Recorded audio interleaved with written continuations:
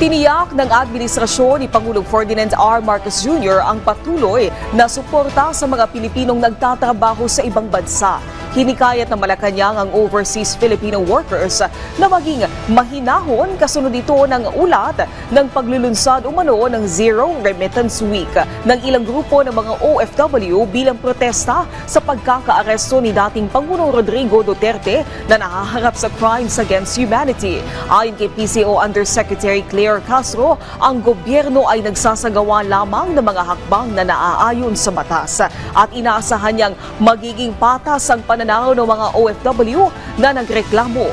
Ipinunturin niya na mas maraming OFW ang hindi sasali dahil maaapektuhan nito ang sarili nilang pamilya.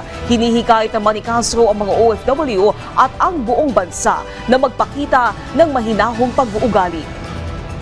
Gobyerno po ay tumutulong sa OFWs, hindi po kinakalaban ang OFWs.